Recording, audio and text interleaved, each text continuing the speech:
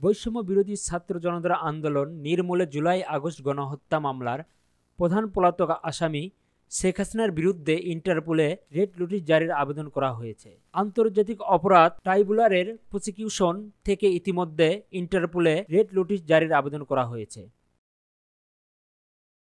Prosecutor BM সুলতান মাহমুদ বলেন, পরবর্তী অগ্রগতির বিষয়টি দেখবে স্বরাষ্ট্র মন্ত্রণালয়। এর আগে গত 10 নভেম্বর আন্তর্জাতিক অপরাধ ট্রাইব্যুনালের মামলায় ভারতে পালিয়ে যাওয়া সাবেক প্রধানমন্ত্রী শেখ হাসিনা ও পলাতক আওয়ামী লীগ নেতাদের গ্রেপ্তারে ইন্টারপোলে রেড নোটিশ জারির বিষয়ে পদক্ষেপ নিতে পুলিশ মহাপরিদর্শককে চিঠি দেন মোহাম্মদ তাজুল ইসলাম। জুলাই আগস্টে সংঘটিত গণহত্যা ও মানবতা বিরোধী অপরাধের অভিযোগে পৃথক মামলায় গত 17 অক্টোবর প্রসিকিউশনের আবেদনে শেখ হাসিনা, ওবায়দুল কাদের সহ 46 জনের বিরুদ্ধে গ্রেপ্তারি পরোয়ানা জারি করে।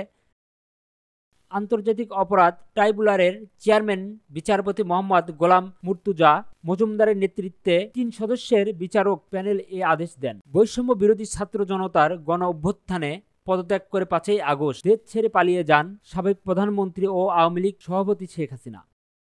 এর মধ্য দিয়ে আওয়ামী লীগের নেতৃত্বে টানা প্রায় 16 বছরের অবসান ঘটে। গত জুলাই আগস্টে গড়ে ওঠা ছাত্র জনতার আন্দোলন নির্মূলে আওয়ামী লীগ সরকার, দলীয় ক্যাডার ও সরকারের অনুগত প্রশাসন আইন শৃঙ্খলা রক্ষাকারী বাহিনীর একটি অংশ গণহত্যা ও মানবতা বিরোধী অপরাধ সংগঠিত করে। আন্তর্জাতিক অপরাধ ট্রাইব্যুনালে এই অপরাধের বিচারের কাজ চলছে।